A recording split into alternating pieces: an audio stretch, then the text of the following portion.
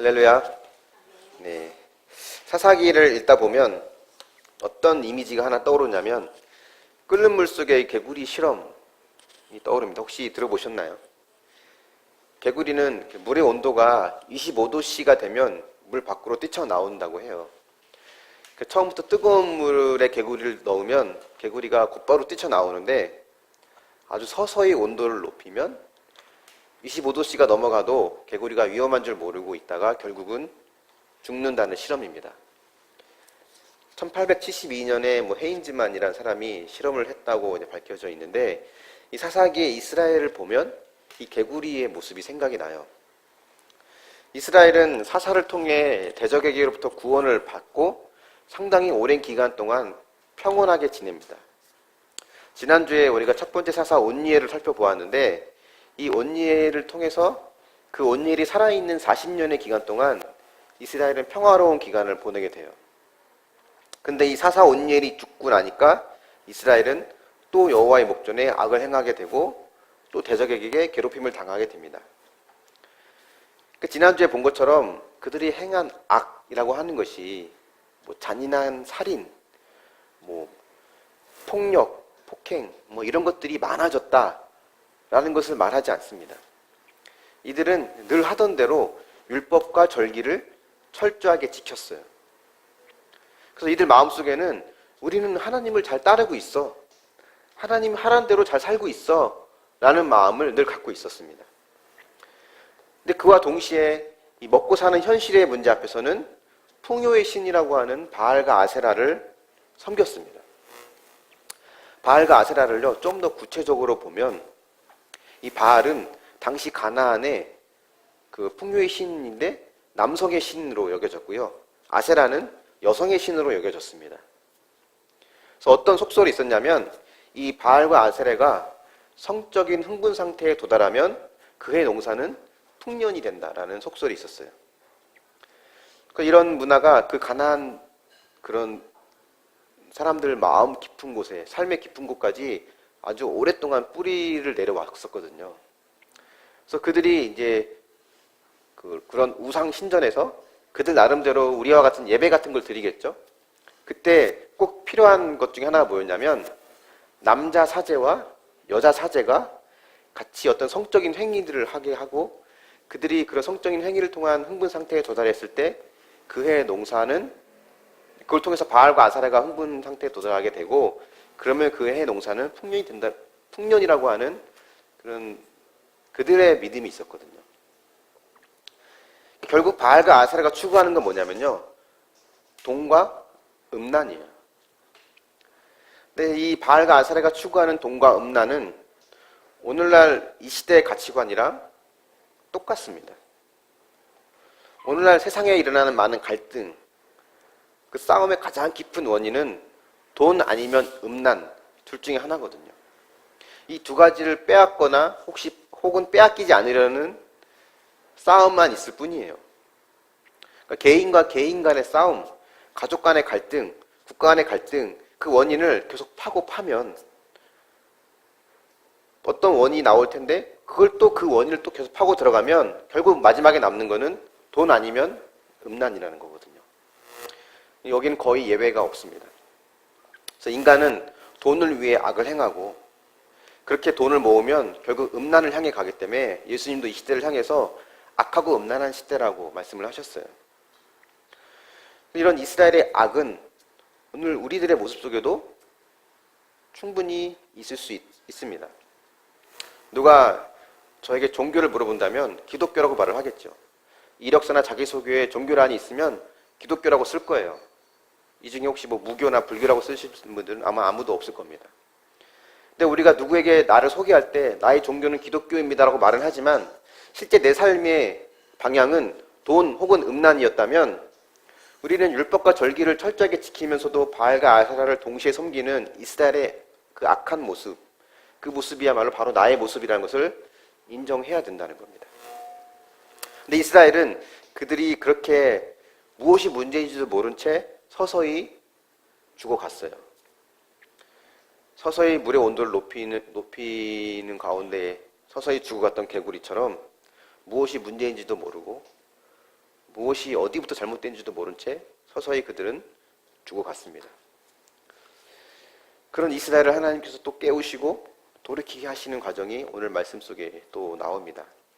한번 12절 말씀 같이 한번 볼까요? 12절 시작.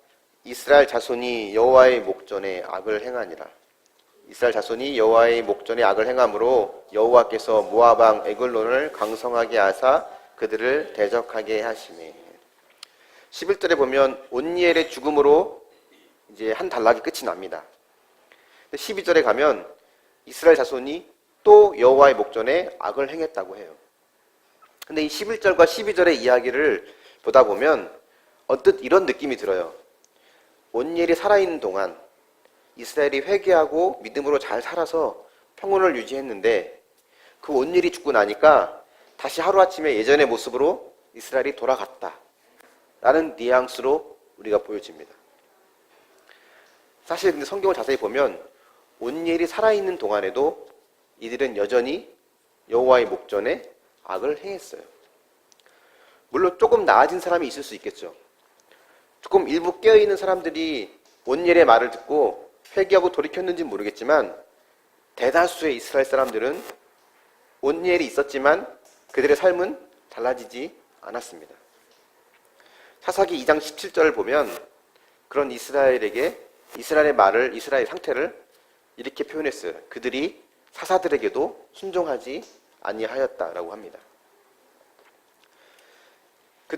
사사들이 있음에도 불구하고 순종하지 않았다면 여전히 똑같이 바알과 아세라를 섬기며 저는 달라지지 않았던 삶을 살았는데 왜 그들에게 하나님은 평온한 시간을 허락해 주셨을까요? 온니엘이 살아있는 40년 동안 그들이 평온했는데 왜 그들은 평온했을까? 이스라엘의 평온한 그 상태는 하나님 나라가 갖고 있는 특징 중에 하나를 잘 보여주고 있습니다. 그러니까 그 나라의 행복은, 그 나라의 평온은 그 나라 백성의 상태에 따라 결정되는 것이 아니라는 거예요. 우리는 보통 이런 생각들이 있거든요. 제대로 하면, 잘하면 좋은 일이 생기고 제대로 못하면 나쁜 일이 생긴다 라고 하는 프레임이 우리 안에 있어요. 이게 틀렸다는 것은 아닙니다. 근데 이 프레임 안에 갇혀 있으면 은혜라는 것을 이해하기 힘들어요. 우리 안에는 늘 우상 숭배의 습성들이, 또 우상을 숭배하는 것이 하나님을 경외하는 것보다 더 익숙해져 있는 우리의 상태이기 때문에 늘 우상에게 대하듯이 하나님께도 대합니다. 우상에게 대한다고 하는 것은 내가 우상에게 이런 헌신과 이런 희생을 하면 그 우상은 나에게 당연히 이러한 대가를 줘야 한다는 걸 기대하거든요. 그렇기 때문에 하나님께도 내가 이만큼 했으면 하나님 당연히 나에게 이런 결과를 줘야 한다는 생각들이 있어요. 그런 프레임이 갇혀 있으면 은혜를 이해하기 힘듭니다. 하나님 나라의 특징 중 하나는 하나님 나라의 평안은 그 나라 백성의 상태에 따라 결정되는 것이 아니라 누가 다스리냐에 따라 결정이 된다는 겁니다. 그렇기 때문에 하나님의 사람인 사사가 살아있는 동안 이스라엘은 평온할 수 있었어요. 사사가 다스리기 때문에. 그런데 그 사사가 죽고 나니까 다스리는 자가 없으니까 다시 악을 행하는 고통의 시간으로 다시 돌아간 겁니다. 우리들도 마찬가지죠. 우리는 하나님의 은혜의 그늘 안에 있을 때 평온을 누릴 수 있어요. 근데 이 평온은 모든 것이 내 생각과 내 기대대로 잘 된다는 만사 형통을 의미하지 않습니다. 하나님을 믿는 사람에게도 고난은 똑같이 찾아온다고 말씀을 드렸죠. 그래서 평온이라고 하는 것은 고통과 고난이 없어진다는 걸 말하는 것이 아니라 고난 속에서도 감사와 평강을 누릴 수 있다는 걸 말해요. 근데 때로는 이것이 믿음으로 되지 않고 성품으로 될 때가 있습니다. 원래 그런 사람 있잖아요. 태어날 때부터 낙천적인 사람, 처음부터 긍정적인 사람이 있거든요. 그런 사람들도 어떤 고난을 겪으면 그래 이것도 다 뜻이 있을 거야 라고 좋게 넘어가고 여기서도 감사와 평강을 누릴 수 있는 사람이 있을 수 있습니다. 근데 그렇게 성품으로 누리는 평강은 한계가 있어요. 영원하지 않다는 거예요. 하나님이 주시는 영원한 평강은 위로부터 주어지는 그 이유를 알 수 없는, 내 삶의 상황은 수많은 고난과 아픔의 시간이 있음에도 불구하고 그 속에서 하나님께서 주시는 평강과 감사가 있다는 거예요. 이거는 주님의 그늘 안에 있을 때 가능합니다. 근데 이 은혜의 그늘에서 한 발짝이라도 벗어나면 우리는 이스라엘이 보여주는 것처럼 또다시 악을 행하고 또 심판을 받는 인생이 반복될 수밖에 없어요. 방금 읽었던 12절 말씀에 보면 눈여겨봐야 될 중요한 단어가 하나 있는데요. 그 중에 하나가 뭐냐면 또라는 말씀입니다. 또. 이스라엘 자손이 또 여호와의 목전에 악을 행했다고 하잖아요. 또. 이 또라는 말은 4장 1절에도 나오고 사사가 바뀔 때마다 계속 나와요. 이스라엘 자손이 또 여호와의 목전에 악을 행하고 반복해서 악을 행하고. 그러니까 늘 우리는 이 이스라엘처럼 또 반복해서 죄를 짓습니다. 자꾸 우리가 넘어지는 죄가 있거든요. 늘 그 문턱을 넘지 못하는 나의 한계가 있어요. 혈기, 음란, 거짓, 욕심, 게으름, 무관심, 교만, 열등감, 무지, 판단과 정죄, 수많은 것들이 우리 안에 있고, 또 이 중에 어떤 몇 가지는 결코 우리가 넘지 못하는 내 안에 무겁게 자리 잡고 있는 뿌리 깊은 죄로 남아있을 수 있습니다. 또 이렇게 또 이스라엘이 보여주는 것처럼 또 여호와의 목전에 악을 행하는 이 모습이 사실 우리의 원래 모습이에요. 우리는 예수 그리스도의 거룩함으로 잘 덮고 가려서 그렇지 원래 우리의 모습은 또 죄를 짓는, 또 반복해서 죄를 짓는 죄인이라는 겁니다. 갈라디아서 3장 27절을 보면 앞에 나와 있는데 같이 한번 읽어볼까요? 시작. 누구든지 그리스도와 합하기 위하여 세례를 받은 자는 그리스도로 옷 입었느니라. 우리는 그리스도와 합한다고 하는 것은 예수 그리스도를 나의 주인으로 모시고 그 주님을 따른다는 자죠. 그 따르는 하나의 예식으로 세례도 받습니다. 그렇게 내가 주님을 따르겠다고 하는 사람들에게는 뭐라고 표현하냐면 그 사람들은 그리스도로, 예수님으로 옷을 입는 사람이라고 표현을 해요. 그러니까 더러운 것이 우리 온몸에 덕지덕지 막 붙어 있거든요. 절대 떨어지지 않아요. 혈기, 음란, 거짓, 욕심, 게으름, 무관심, 교만, 열등감, 무지, 판단, 이 수많은 것들이 우리 온몸을 덮고 있습니다. 내 힘으로 떼어내려고 하지만 떼어지지도 않고 또 떼었다 싶으면 다시 붙어 있는 게 이 더러운 것들이거든요. 근데 이런 내가 예수님의 옷 속으로 들어가는 거예요. 그래서 그 옷을 걸쳐 입습니다. 그러면 하나님이 보시기에 그 옷을 통해 나를 보기 때문에 그 예수님의 거룩한 옷이 바로 나의 모습으로 비춰지는 거예요. 예수님의 거룩함을 나의 거룩함으로 하나님이 인정해 주시는 겁니다. 이걸 은혜라고 해요. 내가 근데 이 은혜를 벗어나면, 그리스도로 옷 입기를 거절하면 다시 나의 원래 더러운 덕지덕지 붙어있는 이 더러운 모습들이 그대로 적나라하게 다 드러나는 거예요. 사사기에 보여주는 이스라엘이 바로 그런 모습입니다. 사사의 다스림을 받는 동안 그들은 그 사사 때문에 평온을 유지할 수 있었어요. 그들이 잘나서가 아니라 그들이 부족하지만 그리스도로 옷을 입은 자들을 하나님께서 거룩하게 보시는 것처럼 그 사사 때문에 하나님은 평안을 유지해 주셨습니다. 근데 그 사사가 죽고 나니까 진짜의 그들의 모습이 또 드러나는 거예요. 늘 율법과 절기를 지키면서 하나님의 이름을 부르고 또 거룩한 종교적인 행위들을 행하지만 그들 속에 감춰져 있는 죄의 추악한 욕망은 사라지지 않고 그대로 노출되는 겁니다. 그런 거룩한 행위로, 때로는 그럴듯한 교양과 인격으로 감추려고 하지만 감춰지지 않는 게 우리 안의 죄의 속성이에요. 내가 이렇게까지 잘하는데 왜 나에게 이런 고난이 생기는 걸까? 내가 아내로서, 어머니로서, 집사로서, 권사로서, 성도로서, 저에게는 목사로서 내가 이런 특별히 악을 행한 것도 아니고 나름대로 믿음으로 살아왔는데 왜 나에게 돌아온 거는 이런 결과일까? 라고 하는 질문은 사실 하나님 보실 때에는 앞뒤가 안 맞는 질문입니다. 왜냐하면 내가 잘하는 것과 삶의 문제와는 연관이 없거든요. 내가 잘하든 못하든 본질 자체가 우리는 또 죄를 짓는 100% 죄인이라는 거예요. 여기서 말하는 게 우리 안에 생기는 모든 고난과 문제는 다 내 죄 때문이다, 이걸 말하는 것은 아닙니다. 우리의 생기는 모든 고난이 다 우리 죄 때문에 생기는 거 아니에요. 죄 때문에 생기는 것도 있고 그렇지 않은 것도 있습니다. 근데 오늘 여기서 이야기하는 거는 내가 잘했기 때문에 당연히 이런 문제는 없어져야 한다라고 하는 것, 그 생각이 잘못된 생각이라는 것을 지적하고 있는 겁니다. 그래서 오늘 이 에웃의 이야기에서 볼 수 있는 첫 번째 교훈은 우리는 또 여호와의 목전에 악을 행하는 죄인이라는 것. 한번 적용해 보십시오. 여러분 어떤 죄를 또 짓고 있습니까? 해결하지 못하고 있는, 넘어서기를 반복해서 실패하고 있는 그 여러분의 한계는 무엇이 있습니까?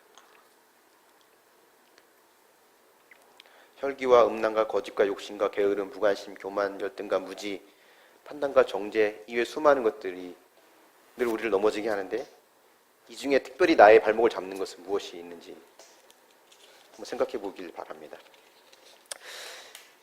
이스라엘이 이렇게 죄를 짓고 나니까 하나님께서 이번엔 더 큰 고통을 주셔요. 모압 왕 에글론이 중심이 되어서 암몬과 아말렉 자손까지 합세해서 이스라엘을 공격합니다. 그전에는 온니엘 때는 한 나라만 상대하면 됐는데 이제는 여러 나라가 합세해서 괴롭히고 있어요. 성읍도 빼앗깁니다.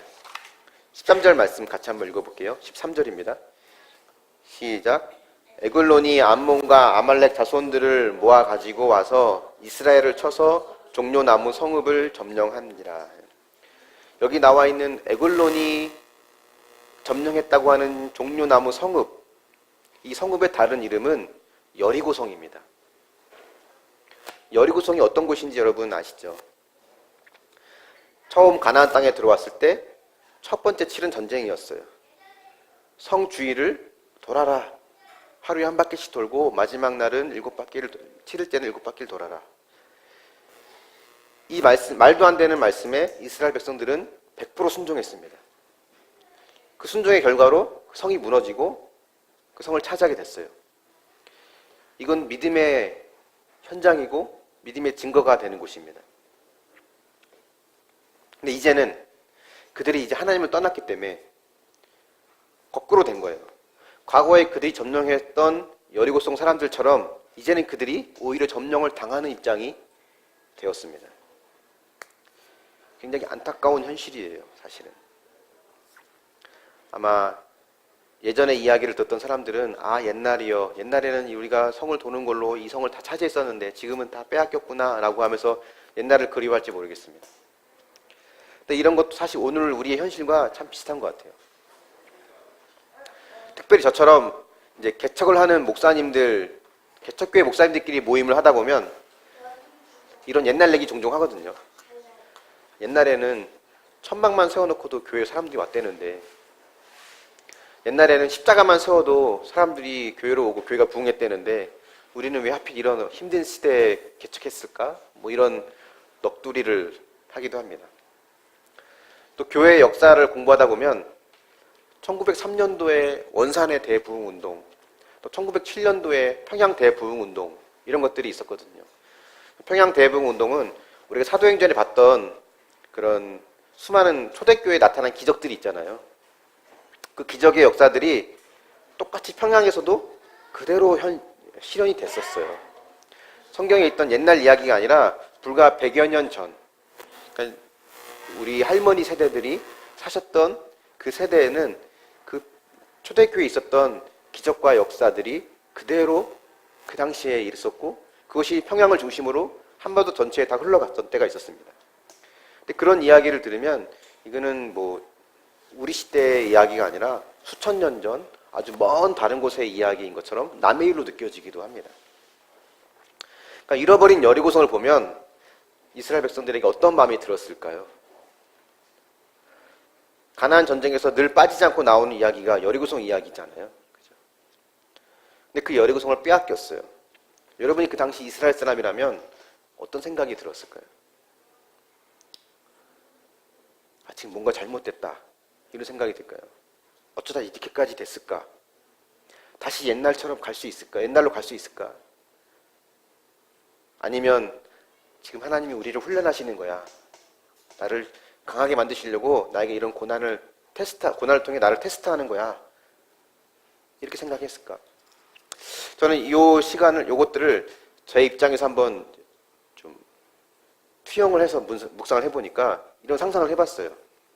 시간이 지나고 어느 날 갑자기 하루아침이든 뭐 서서히든 어느 날 정신 차려 보니까 교회 모든 지원과 후원을 끊기고 성도들은 다 떠나고 나만 홀로 남았을 때 여리고성이 무너진 그런 허탈감을 느끼게 됐을 때 나는 어떤 생각을 하게 될까? 만약 그렇다면 가정하에 잘못 살았구나. 내가 지금까지 목회를 잘못했구나. 어쩌다 이 지경까지 왔을까? 라고 생각할까? 아니면 여전히 정신 차리지 못하고 지금 하나님이 나를 훈련하시는 거야. 하나님 나를 지금 고난을 통해서 나를 강하게 하시는 거야. 라고 생각할까? 이런 상상을 해봤어요.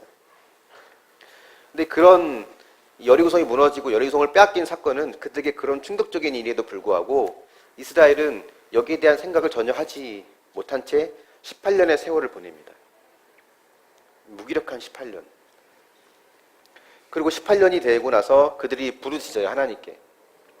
근데 그들이 부르짖은 것은 하나님 잘못했습니다. 용서해 주십시오라고 하는 회개가 아니에요. 만약 회개를 했더라면 여리고성을 빼앗겼을 때 했었어야죠. 그때는 아무 생각도 하지 못하고 그냥 무기력한 채 있다가 그렇게 18년이 지난 뒤에 갑자기 그들에게 회개의 마음이 들었다? 그렇지 않습니다. 이 부르짖음은 그냥 그렇게 긴 시간이 힘들었던 거예요. 그런 모압 왕을 비롯해서 암몬과 아말렉 자손들에게 시달리는 것이 힘들었던 거예요. 그래서 이거는 하나님 잘못했어요가 아니라 하나님 저 힘들어요 라고 하는 그냥 부르짖음입니다. 근데 감사한 거는 하나님은 이 부르짖음에조차도 반응하신다는 거예요. 회개는 아니지만 하나님은 회개의 흉내만 내도 언제든지 득달같이 달려올 준비를 하고 계신 분인 거예요. 부르짖으니까 바로 오셔서 구원자인 사사를 세워줍니다. 그 사사를 15절에 보니까 그 사사는 베냐민 사람인데 에웃이라는 사람이었고 그를 왼손잡이라고 소개합니다. 에웃을 왜 왼손잡이라고 소개했을까요? 오른손잡이와 왼손잡이는 어떤 차이가 있습니까? 왼손잡이들은 오른손잡이보다 좀 모질한가요? 아니면 또 더 나은가요? 뭐 이렇게 말하면 말도 안 되는 이야기죠. 왼손잡이랑 오른손잡이는 차이가 없습니다.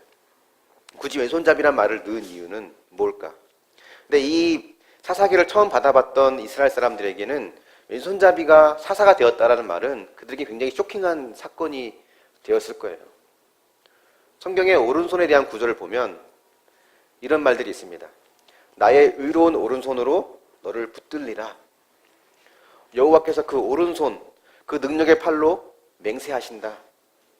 내가 내 원수들로 내 발판이 되게 하기까지 너는 내 오른쪽에 앉아 있어라. 예수님은 하나님 어디에 앉아 계신다고 했죠? 우편에 앉아 계신다고 했죠. 예수님이 늘 예수님 오른편에만 계실까요? 예수님이 어디 다니지도 못하고 그냥 하나님 가시는 곳마다 늘 오른쪽에만 이렇게 수행 비서처럼 다녀야만 하시는 걸까요? 그런 게 아니잖아요.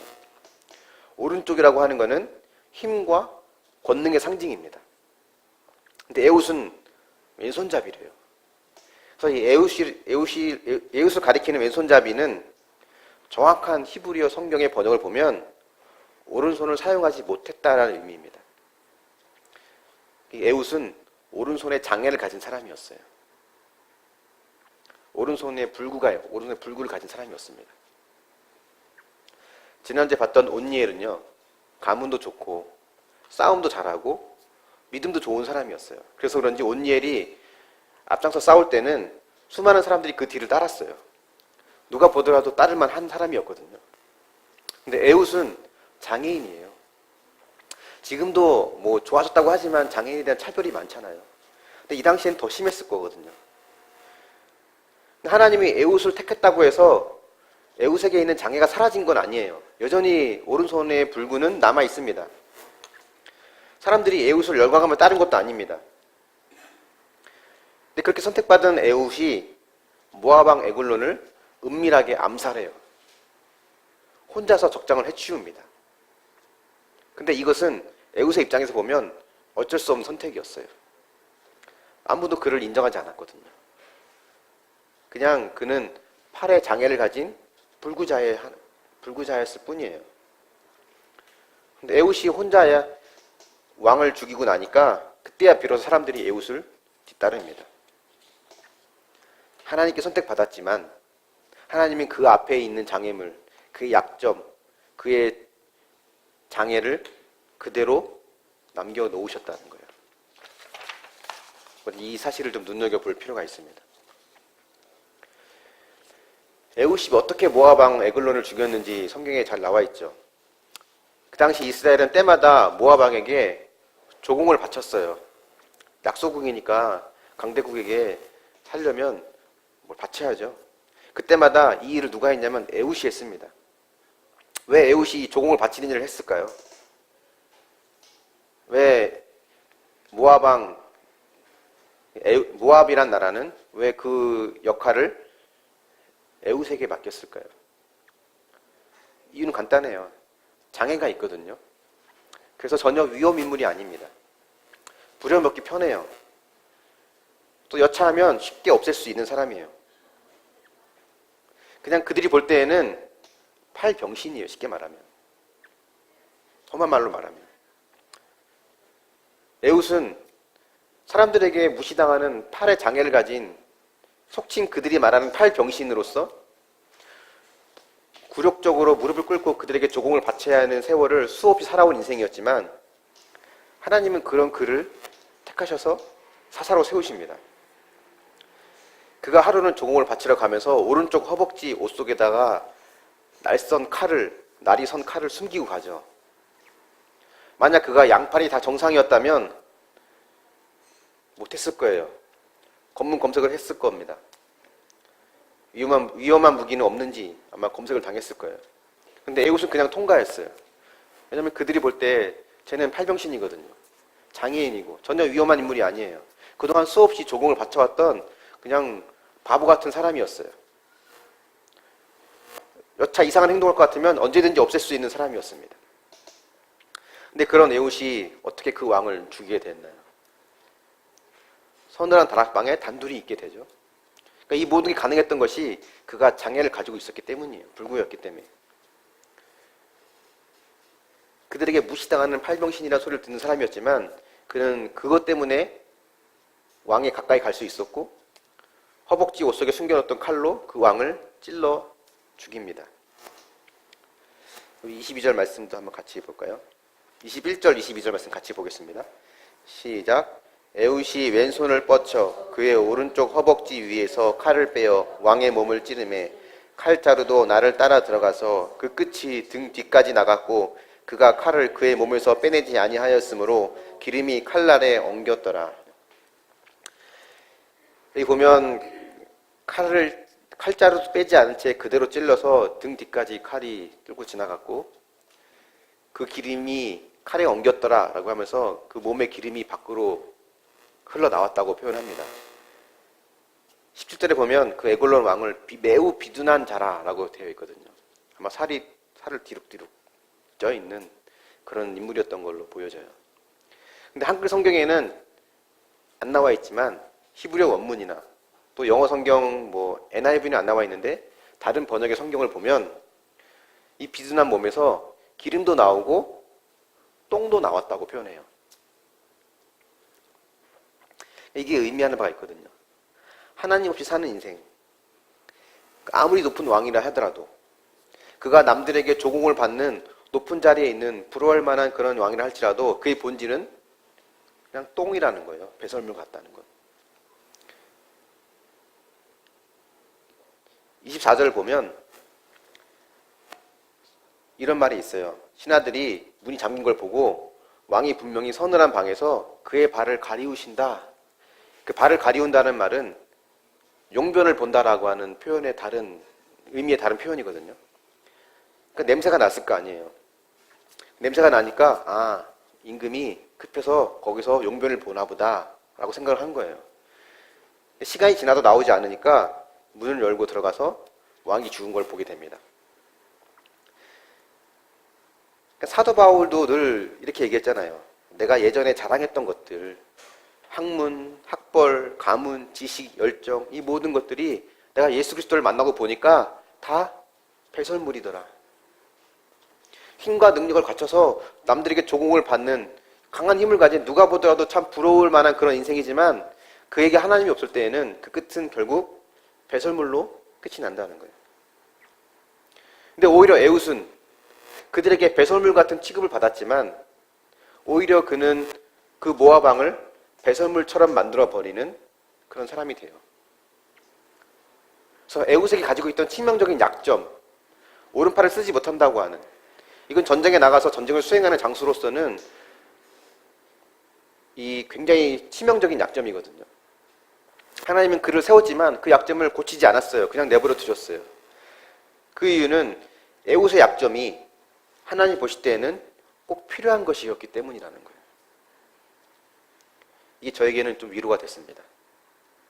우리들 하나님이 나의 약점을 고쳐서 나를 쓰기를 원하시거든요. 물론 그렇게도 쓰시죠. 내 남편의 약점을, 내 자녀의 약점을, 또 그 사람의 약한 부분을 하나님이 고쳐서 정신 차려서 쓰기를 원하셔요. 쓰기를 기대합니다. 근데 그렇지 않는 경우가 지금 에웃의 경우에 나오는 거예요. 보통 사람이 순종할 때는요, 자신의 강점으로 순종하려고 합니다. 내가 잘하는 걸로 순종하려고 해요. 근데 하나님이 기뻐하시는 온전한 순종은 약함으로 순종하는 거예요. 아는 것이 많고 실력이 있고 전도를 잘하고 기도도 잘하고 말도 잘하고 봉사도 잘하고 성경도 많이 알고 이런 걸 통해서 내 장점으로 순종하는 경우도 있지만 이런 경우 대부분 하나님이 드러나기보다는 나를 드러낼 때가 많습니다. 그걸 통해서 나의 존재감을 드러내려 하고 내 실력과 내 믿음을 증명하려고 할 때가 많이 있어요. 근데 약함을 통해 순종할 때 우리는 그 상태에서는 하나님만 의지할 수밖에 없거든요. 하나님이 하셨습니다 라는 말을 할 수밖에 없어요. 우리 안에 많은 약점이 있지 않습니까? 건강이 안 좋을 때도 있고 또는 심리적으로, 영적으로, 또 경제적으로 또 부족한다고 느끼는 한계들이 참 많이 있잖아요. 하나님 그걸 남겨두셨어요. 에웃에게 남겨두신 것처럼. 나는 이게 없었으면 좋겠는데 하나님이 그 부분이 꼭 필요하기 때문에 남겨두셨고 필요한 곳에 저와 여러분을 보내셨습니다. 저도 개척 2년을 이제 거의 앞두고 있잖아요. 이제 다음 주면 딱 개척 2주년이 되거든요. 6월 첫 주에 시작했기 때문에. 근데 2년을 지나고 보니까 제가 느꼈던, 예전에 제가 느꼈던 저의 강점이라고 여겼던 부분들이 그다지 매력적인 강점이 아니라는 것을 좀 요새 느끼게 되고요.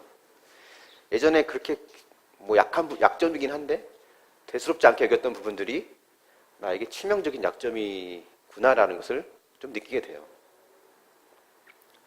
그래서 이런 생각을 하게 되더라고요. 하나님 왜 개척으로 나를 부르셨지? 개척을 보내신 부르심을 의심한다는 말은 아닙니다. 하나님이 저를 택하셔서 또 하나님의 계획 가운데 또 여러분을 만나게 하시고 또 보내시고 이 모든 것들을 저는 하나님이 하셨다고 분명히 믿어요.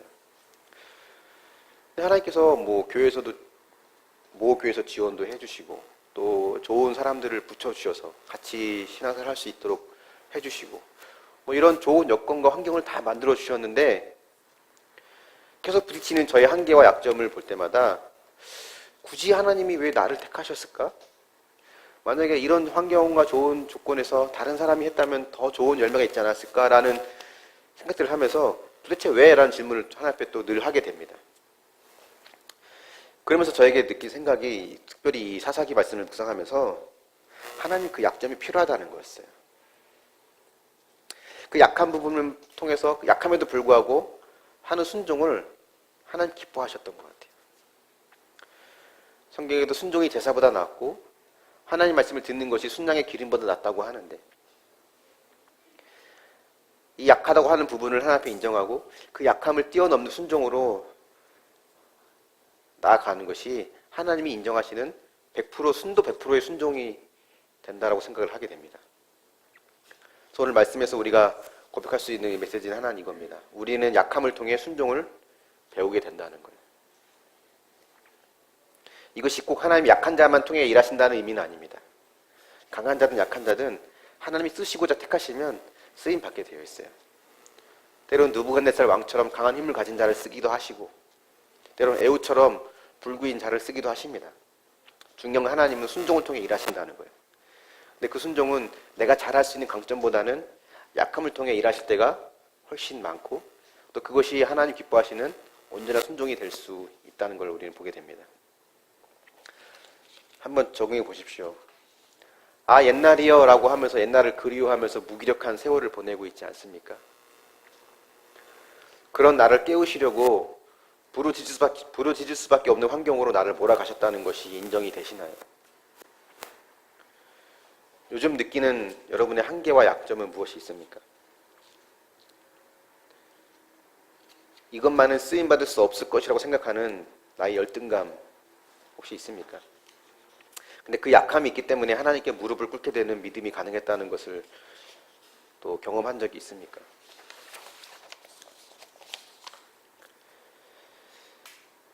에훗은 이스라엘의 두 번째 사사로 등장해요. 온니엘을 볼 때 지난주에 앞으로 오실 메시아 예수 그리스도를 보여주는 모형이라고 말씀을 드렸었는데, 에훗도 마찬가지입니다. 에훗 역시도 앞으로 진정한 구원자가 누구인지 우리에게 보여주는 하나의 그런 모형의 역할을 해요. 왼손잡이, 즉 오른손 불구자였던 에훗은 누가 보더라도 군대를 이끌 만한 영웅은 되지 못합니다. 아무도 그가 그럴 거라고 기대조차 하지 않았어요. 근데 이런 기대조차 되지 않은 에훗의 모습은 누구도 기대하지 않았던 또 다른 왼손잡이의 구원자를 우리에게 소개해주고 있는 겁니다. 이사야 53장에 보면 그는 보기에 흠모할 만한 아름다운 것을 갖지 못했고, 그는 멸시를 받아 자신의 연약함을 통해 멸시를 받아 사람들에게 버림받았다라고 말을 합니다. 예수님이 그러셨죠. 흠모할 만한 것이 없으셨어요. 오히려 멸시를 받아서 버림받았습니다. 예수님은 에훗처럼 자신의 연약함을 통해 그 백성의 원수를 무찔러 주셨어요. 에훗뿐 아니라 에훗 뒤에 나오는 모든 사사들이 다 예수님의 모습을 보여주고 있거든요. 예수님의 이런 모습, 또 이 사사는 저런 모습. 근데 그들과 또 다른 모습도 갖고 계십니다. 예수님은 에훗처럼 속임수를 쓰지 않으셨어요. 기드온처럼 이기적인 양망으로 끝을 내지 않으셨습니다. 드보라처럼 누군가의 지원을 필요로 하지 않으셨고, 이따처럼 성급한 말실수를 하지 않으셨고, 삼손처럼 성적으로 연약함을 갖지 않으셨습니다. 그분은 홀로 완전한 구원자가 되셨어요. 또 하나의 중요한 차이점이 있다면, 사사들은 전쟁에서 승리함으로 백성들을 해방시키셨지만 예수님은 십자가에서의 처절한 패배와 죽음으로 그 백성들을 해방시켜 주셨습니다. 그 패배와 죽음은 우리가 당할 죗값을 완전히 치르기 위한 십자가의 죽음이었습니다. 그 사랑은 조건 없는 일방적인 사랑이었고, 우리는 그 사랑을 받았어요. 그 사랑을 알면 우리는 이런 마음을 갖게 됩니다. 자원하는 마음으로, 누가 시켜서가 아니라 그 사랑에 자원하는 마음으로 온전한 사랑을 다시 그분께 돌려드리고 싶은 그 마음을 갖게 돼요. 또 다른 왼손잡이인 나, 수많은 약점과 허물로 한계를 안고 살아가는 나, 누구도 기대하지 않는 그런 연약한 나를 불쌍히 여겨주셔서 저에게 교회를 맡겨주신 것처럼 여러분에겐 가정을 맡겨주시고, 또 여러분에게 또 다른 영혼들을 맡겨주시고, 공동체를 맡겨주시는 사명으로 여러분을 인도해 가시는 그 사랑을 우리는 또 다시 경험하게 되고 그분 앞에 무릎을 꿇을 수밖에 없습니다. 그 예수님이 우리에게 이렇게 말씀하시는 것 같아요. 왼손잡이 불구 살아가는 굴욕적인 인생을 살아갔던 에우스에게 찾아오신 것처럼 우리에게 찾아오셔서 너는 마음의 일부분을 주거나 혹 내가 무엇을 해줄 테니 무엇을 달라고 하는 밀당이나 협상이 아니라 그냥 온전히 너의 마음 전부를 나에게 줄 수 없겠니? 이 질문을 우리에게 하시는 것 같습니다. 내가 오랫동안 바라봤던 그 무엇, 하나님이 아닌 다른 것으로 내 마음의 위안을 삼으려 했던 그것, 오랫동안 기다리면서 행복할 것으로 기대했던 그 무엇, 그것이 내 안에 있는 바알과 아세라임을 우리가 보고 씨는 끝을 내려놓고 이제는 내가 나의 전부를 주님께 드릴 수 있는 그런 믿음의 수준으로 나아갈 수 있길 바랍니다. 너의 전부를 나에게 줄 수 없겠니라는 질문 앞에 내 주님, 왼손잡이 같은 나, 수많은 허물과 약점과 지금도 늘 넘어질 수밖에 없는 이 애국과 같은 나를, 어느 누구도 기대하지 않았던 나를 부르시고 사랑하셔서 내게 교회와 가정과 직장과 공동체를 맡겨주신 주님께 주님 나의 전부를 드리고 싶습니다 라는 고백으로 주님께 나아가는 저와 여러분이 될 수 있길 바랍니다. 그래서 세 번째 마지막 우리가 에웃의 이야기에서 볼 수 있는 교훈이 있다면 진정한 구원자이신 예수님을 나의 전부로 인정하라는 겁니다. 한번 적용해 보십시오. 하나님께 무엇을 드리거나 행하면 하나님도 당연히 내게 이렇게 갚아주셔야 한다는 생각을 갖고 있습니까? 하나님과 협상하거나 밀당하고 있습니까? 아니면 온전히 순종하고 있습니까? 말씀의 결론을 맺었으면 좋겠는데요. 이 땅의 가치관은 늘 우리 안에 바알과 아세라, 즉 돈과 음란을 쫓아가게 합니다. 그게 우리의 본 모습이기 때문에 이스라엘이 또 범죄하고 또 넘어지는 것은 바로 우리의 모습이기도 해요.